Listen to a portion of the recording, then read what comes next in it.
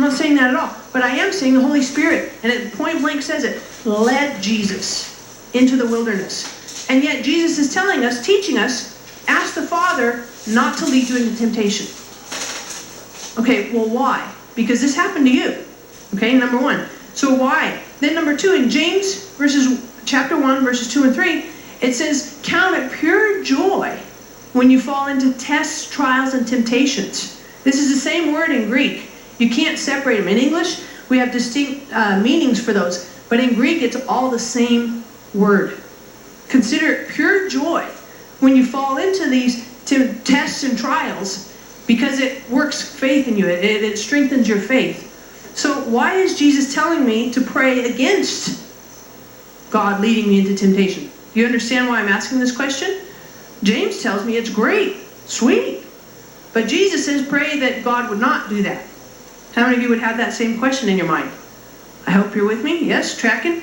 Okay, next, if that doesn't get to you, then how about this? 1 Peter 4, verses 12 to 13. Peter says, don't be surprised when you go through trials, when you go through tribulation, when you go through testing. Don't be shocked about it. But yet Jesus says, pray that you won't. Pray that the Father will not lead you in. Why? And last but not least, Genesis 22:1, it says, God tested Abraham. So why, Jesus, are you telling us to make this prayer? Lead me not into temptation. Why? Why? Well, I want to answer this, and I left this couple of these blank for you here, because I believe that there are some answers here for each of these four examples. The first one, where the Holy Spirit led Jesus to be tempted by the devil in the wilderness, Matthew 4, verse 1.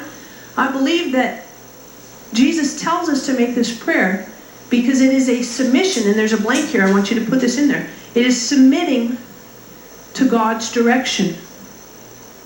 Submitting to God's direction. I think that's a very powerful, powerful key. That Jesus said, okay, Holy Spirit, I will follow you, even if it's into the wilderness, and even if it's to be tempted. It's submitting to God's direction. A second reason why Jesus would teach us to make this prayer answers letter B, James chapter 1, verses 2 and 3. It is submitting to God's character. It's submitting to God's character.